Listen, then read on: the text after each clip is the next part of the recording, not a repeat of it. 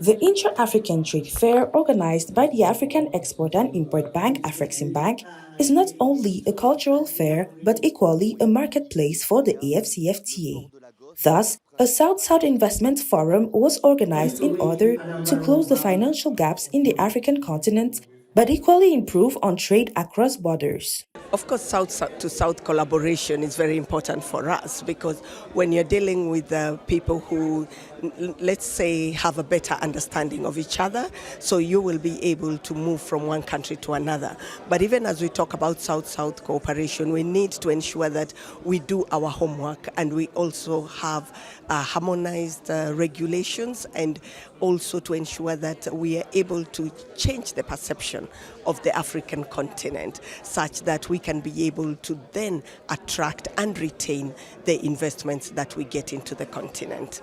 The African Free Trade Continental Area (AFCFTA) is always at the heart of the IATF, as it intends to create a single African market of $3.4 billion to permit the rapid expansion of the Free Trade Continental Area. The South-South Investment Forum will equally help in practical sectors investments in the South countries. South-to-South cooperation can help with the implementation of the AFCFTA, especially in terms of capacity building and technical assistance. So we're improving the skills of our people to be able to take up the advantages that we have. I had an example, and one of the investors, the domestic investors in Kenya, who does joint ventures with the Chinese.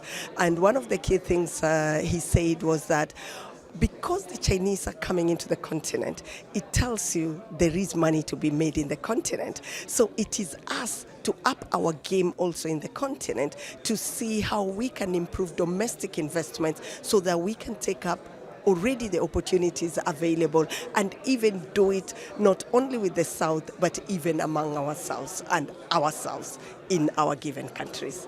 As AFCFTA, we have identified through research 4 areas that are key for private sector engagement, and this is the automobile sector, the pharmaceutical sector, the agro-processing, where we are focusing on meat and fish, and the last one is the transport and logistics. Transport and logistics, because the cost of transporting goods in the continent is said to be the highest at this juncture. So how can we assist our countries and the private sector to engage more in ensuring that we have more efficient transport and logistics services in the continent?